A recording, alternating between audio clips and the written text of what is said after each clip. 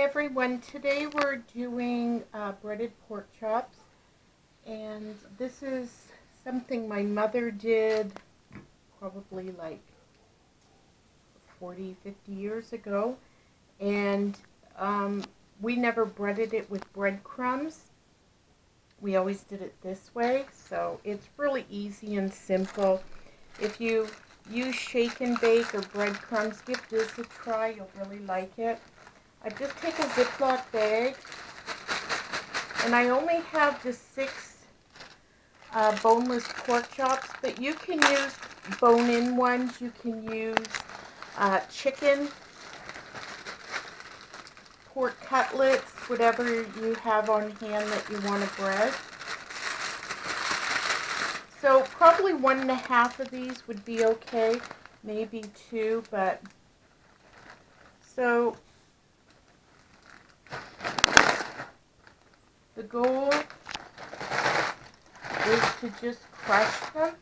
Now what I do to save time is I use a rolling pin.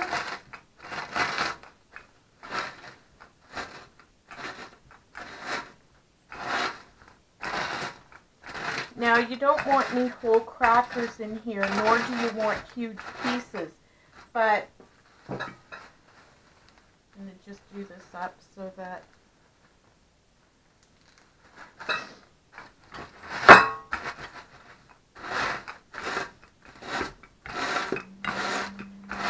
you want some chunks left in here, and I just use regular saltine crackers.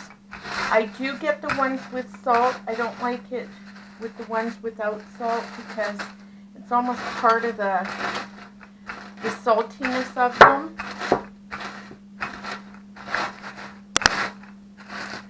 So these are almost done. So you can just go like this if you don't have a rolling pin.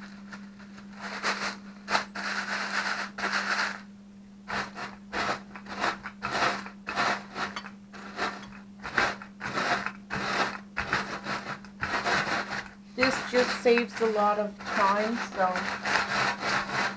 I've just actually been doing this recently. After all these years, a light went on and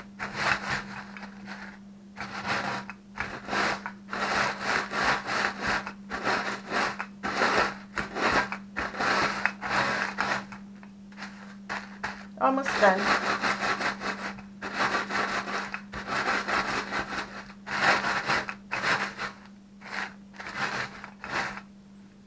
So as you see, there's still chunks in here. I want that. And there's also some powder. So now some people, what they do is they will add some garlic powder to this, and things like that. I don't. I just like it plain.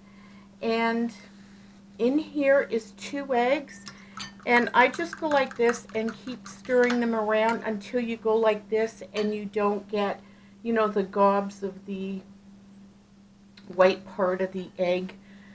You know how it kind of strings and sticks together. So once that's done, you can add a little bit of salt and pepper to this if you like. So the first thing you're going to do is you're going to just put the pork chop in flour, and then you're going to put it in the egg mixture. And if you kind of push these down a bit, you can see that they're getting a little thinner, and it's they don't take as long to cook that way if they're a little thinner. Plus everybody thinks they're getting a bigger piece when it's when they're not, because if you see the difference in size, it just looks a little more on your plate. Just making a bit of a mess here. I often just do it right inside the Ziploc bag, but because I'm showing you guys, I thought I'd show you how to do it with it on the plate. So, you know, I was thinking of trying it with different things. I may do that, like maybe Ritz crackers or something. You know, I guess some people even do it with things like Doritos.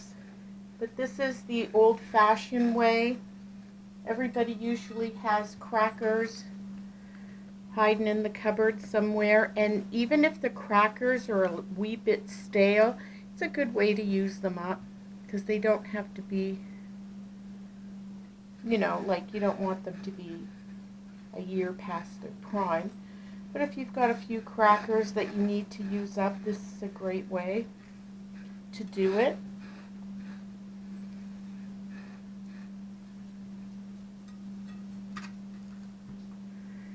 As you can see, it only takes a few minutes, and my hands are getting just terribly yucky, which I hate, but usually now I've washed my hands off. But because we're doing the video, I'm just putting up with it. So I'm pressing it down, not only to thin them out a bit, but I'm also doing it to make sure that everything is adhered to these. Now, you also want to put your oven on 350, and you want to heat up a frying pan with some vegetable oil, because you're going to fry these, and you're not frying them to cook them. If you did that, the coating would be almost burnt before, or it would be burnt before the pork chop was cooked inside. So what you're going to do is you're just going to heat up the oil.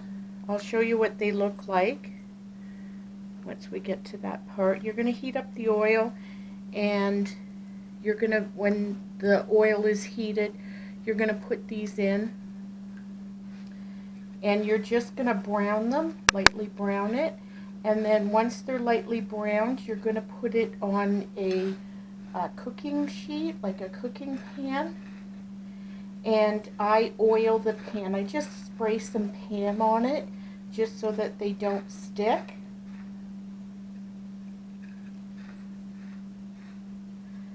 So these are done, and I'm going to show you what there are in the frying pan.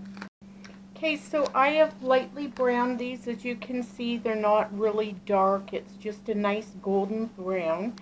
And I put them on this sheet that I have sprayed with cooking oil. And I try and keep them so that there's a little bit apart, because if you put them together, it's the pieces that touch just don't stay crisp. They get a little soggy. So this is going to go in the 350 oven for about half an hour, and we'll show them to you when they're all done and ready to eat. So these are done now, and as you can see, if you cut into them, they're nice and cooked. They're really moist and tender, and you've got this nice crispy coating. Give it a try. I think you'll really like it, and it's super easy even for beginner cooks, and it also is inexpensive. So please like, subscribe, stay tuned for our other videos, and thank you very much for joining us.